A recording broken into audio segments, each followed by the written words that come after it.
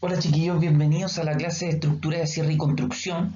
Esta es la primera clase que tenemos. La primera fue un poco más introductoria, por lo tanto hoy día vamos a empezar a pasar ya materia sobre este ramo. Ya lo habíamos visto, las unidades de aprendizaje son estructuras de cierre y construcción, invernaderos y sombreaderos o sombreados, almacenaje y acopio y estructuras de riego. ¿Ya? Eh, para la primera unidad, que es lo que vamos a ver hoy día, esta la vamos a ver en dos clases aproximadamente, y es 2:30 más o menos, yo creo. Es que ustedes puedan evaluar los requerimientos para construcción o material o mantención de estructuras de cierre que se pueden utilizar en un periodo agrícola o pecuario. Por ejemplo, cierre perimetral, acceso a potreros, corrales, mangas y cargaderos, trabajando de manera colaborativa, responsable y comprometida, ¿cierto? Con el uso de malla agrícola o ganadera según corresponda. Y para, obviamente, poder realizar todo esto que yo les estoy contando, es que nosotros tenemos que saber, primero, qué es un deslinde. Y esto porque obviamente nos encontramos en la disyuntiva de que nosotros queremos cercar o queremos realizar un cierre perimetral en nuestro terreno, en nuestro potrero, pero para poder hacer eso tenemos que conocer algunos datos que son de mucha importancia o algunas definiciones que son de mucha importancia, y una de ellas es la relacionada con lo que es un deslinde. Bueno, un deslinde es el derecho que tiene el propietario de un campo a cercarlo, ¿ya? Muchas veces se confunde esta definición o esta palabra con el lugar hasta dónde llega mi terreno. Muchos me dicen, no, el deslinde es hasta dónde llega mi terreno y hasta donde yo puedo llegar con mi cerca, por ejemplo. No, el deslinde es el derecho que tiene el propietario de un campo a cercarlo. Y aquí tenemos algunos deslindes, el deslinde norte, que es el derecho que tiene el propietario de poder poner una reja ahí y poder cercar esa parte. ¿Ya? Finalmente los deslindes son nuestro marco teórico, entre comillas, o abstracto, desde donde hasta donde llega mi terreno. Pero a modo de definición, les tiene que quedar claro que el deslinde entonces es el derecho que tiene el propietario de un campo a cercarlo. Lo otro importante es saber qué es un cierre perimetral. Nosotros estábamos hablando de cierres perimetrales y obviamente que es importante que ustedes eso lo sepan. Bueno, el cierre o cerco perimetral es básicamente un sistema de separación que equivale al contorno que divide una propiedad de otra, ya sea esta rural o urbana, e industrial y domiciliaria. Es una línea que permite separar un terreno respecto de otros sitios colindantes y delimita una propiedad asociada a un rol. Aunque esto no le encontremos a lo mejor interés, es sumamente importante conocerlo para poder evitar y tener problemas futuros tanto con vecinos y con propietarios de otros fondos. Eh, Todo esto se tiene que hacer obviamente con la ayuda de un profesional, con un topógrafo que nos va a decir cuáles son los límites exactos y por dónde nosotros debemos tirar nuestro cerco. Y bueno, obviamente que el hecho de tener un cerco tiene bastantes ventajas que también vamos a ir a ver en un momento. Entonces tenemos un ejemplo de cierre perimetral, por ejemplo, a nivel de campo, que son con polines, que son estos palos tubulares, que tienen distintos diámetros o distintas pulgadas de grosor, y lo tensan simplemente con alambre púa, quizás como una forma de que no se le escapen los animales, o también poner un poco de dificultad para que las personas puedan pasar de un lado a otro o personas ajenas, ¿cierto? Pero, ¿por qué queremos realizar un cierre perimetral? Obviamente que si estuviéramos en el país o en el mundo perfecto, no deberíamos hacerlo porque todos respetaríamos claramente los lugares que no son de uno, ¿cierto? Pero finalmente nosotros necesitamos demarcar un terreno como una propiedad privada, sobre todo si estamos trabajando en el área agrícola con productos que tienen harto valor monetario. Mantener animales también alejados o encerrados. Por el lado de nosotros, que nos dedicaríamos a la ganadería, por ejemplo, los necesitamos tener encerrados, pero por el lado de los vecinos, no queremos que sus perros, por ejemplo, perros peligrosos, quieran entrar a nuestro terreno y poder morder a nuestro ganado, por ejemplo. Evitar ingresos de extraños, todo lo que tenga que ver con robos, evitar problemas vecinales y exigencia de las BPA. Las BPA, Buenas Prácticas Agrícolas, también sugiere que tiene que haber un cierre perimetral en en toda la parte de la industria agrícola para delimitar y tener la seguridad que se necesita dentro de ello. Pero no lo habíamos visto antes, y no sé si ustedes a lo mejor lo vieron, y si lo vieron, bueno, me van a poder ayudar con esto, ¿qué son las BPA?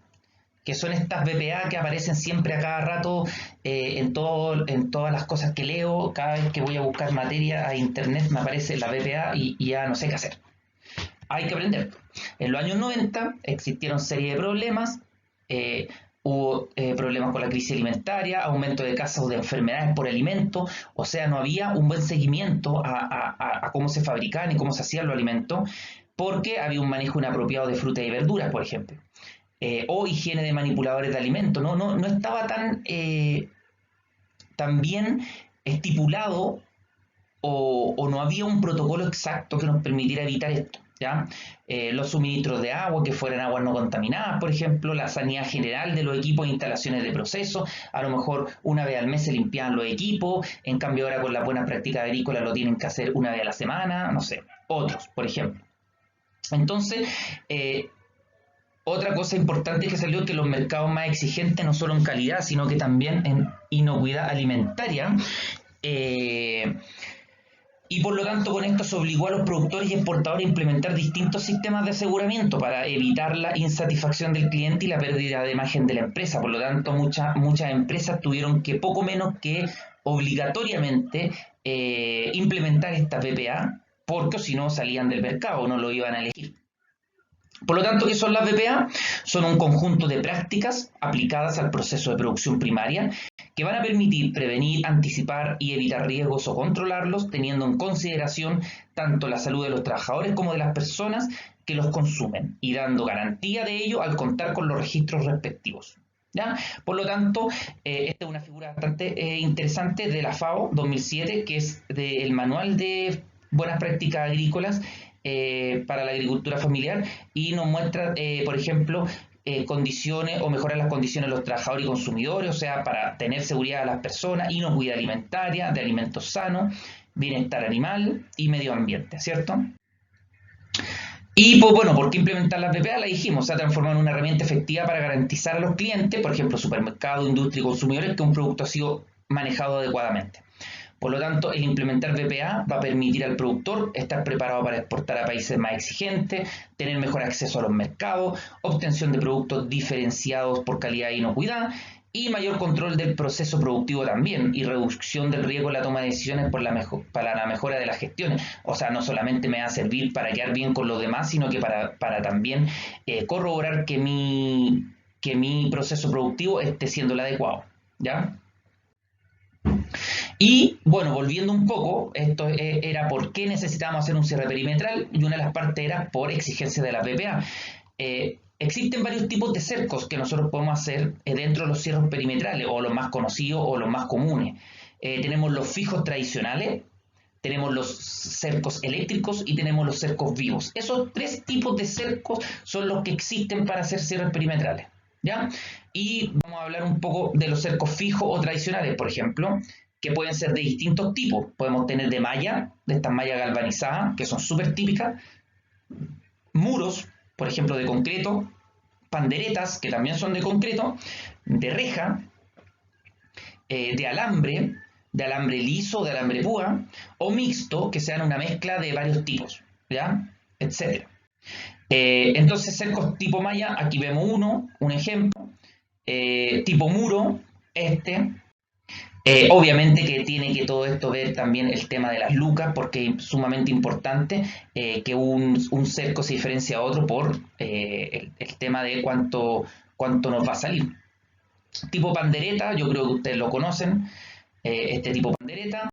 El de alambre, aquí es totalmente arcaico, no hay polines, solamente las personas fueron y encontraron algunos troncos de árboles y pusieron estos cercos. Y tipo de cerco mixto, por ejemplo, tenemos aquí una reja y por arriba se le adiciona un perímetro de cerco eléctrico, ¿cierto? Por lo tanto, ¿qué es lo primero que debemos hacer cuando queremos instalar un cerco fijo? ¿Qué es lo primero que hay que hacer? Bueno, estudiar y limpiar el terreno, debido a que no nos vaya a pasar que tengamos mucha concentración de árboles justo por donde tiene que pasar nuestro perímetro, por ejemplo. Entonces debemos estudiar el terreno, es necesario realizar siempre una limpieza de escombros y arbusto y basura, para poder llegar a instalar un cerco fijo, ¿cierto? Normalmente el topógrafo llega, nos marca los 4 puntos que son de nuestro terreno, las 4 esquinas, y luego la persona que instala el cerco pone los distintos polines en el campo en una línea recta de cada punto a cada punto, formando un cuadrado, un rectángulo, dependiendo cómo sea el terreno, ¿cierto?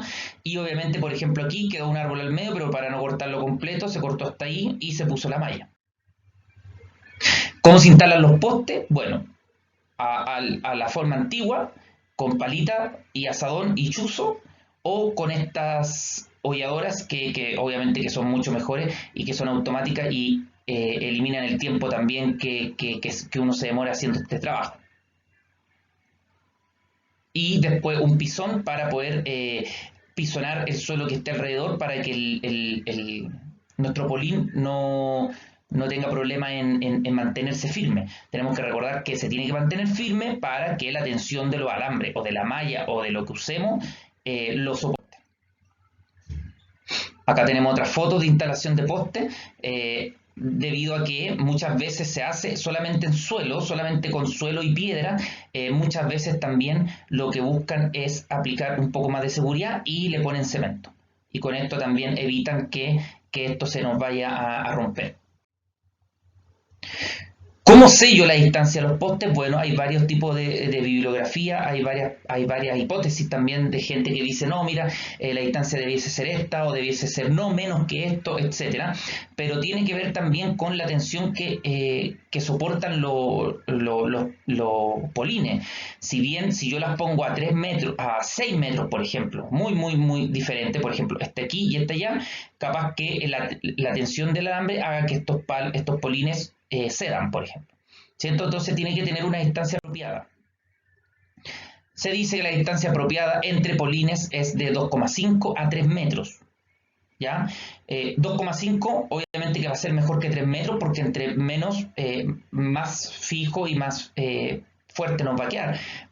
Y también nos dice que la profundidad del poste esquinero tiene que ser de 1 metro, siendo que los polines que van entre medio tienen que ser de 50 centímetros. ¿Ya? Instalación del alambre. Como ustedes pueden ver, se instala el alambre y hay algunos tipos de protocolos para hacerlo o de ayuda. Si es que vamos a usar, por ejemplo, 4 hebras de alambre púa, tendrían que usarse cada 25 o 30 centímetros contando desde abajo. Obviamente, claro, como dice ahí, desde abajo hacia arriba. Y la separación entre postes, como habíamos dicho, entre 2,5 a 3 metros. Por lo tanto, y en las esquinas, como lo habíamos visto en el dibujo anterior, tiene que haber un refuerzo diagonal en todos los terrenos, en toda la parte de la esquina, en las puertas también, y si es que el cerco fuese más de 100 metros, cada 100 metros lineales debiese haber un refuerzo de 2 esquineros. Se usan grapas de 1 por 1/4 pulgada, ese tipo de grapas son las que se utilizan, y los polines impregnados, que los más usados son los de 3 a 4 pulgadas. Impregnados porque evitan así que se malgasten o que se echen a perder con la lluvia, con el agua. Y alquitrán porque necesitamos obviamente sumergir o pintar con alquitrán todo lo que va a estar bajo suelo para evitar la pudrición.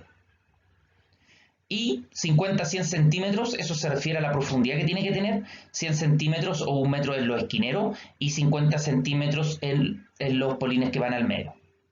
¿Ya? Por lo tanto, esto sería como el dibujo de, obviamente aquí hay muchos más polines intermedios, pero esto es como para mostrar un poco qué es lo que se tiene que hacer. ¿Ya? Y con lo que vamos a trabajar después para que hagamos las distintas cotizaciones y todo eso. Y por lo tanto, en las puertas también, po. Esta puerta, por ejemplo, ahí tenemos un esquinero y tenemos otro esquinero. En las esquinas también, uno para cada lado, pero en las puertas también. Y las grapas. Una buena pregunta, ¿por qué ponerla ladeada y no ponerla así? Fácil. Si la ponemos así, agrietamos la madera. Si las ponemos así, se evita esa grieta. Y además, segundo, si se ponen así, queda jugando el alambre así, para arriba y para abajo. En cambio, si se ponen así, ya no hay ese juego, ¿ya? Quedan mucho más seguras con la grapa puesta así en diagonal. Y los torniquetes que no son nada más que para tensar los alambres. Muchas personas lo compran, valen 10.000 más o menos, 10.000, 12.000 pesos en las distintas partes donde lo venden.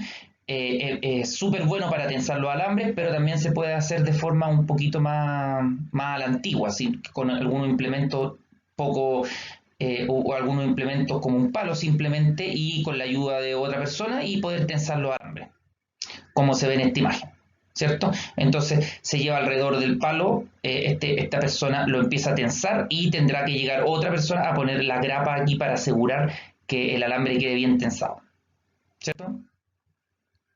Y obviamente que tenemos estos tensores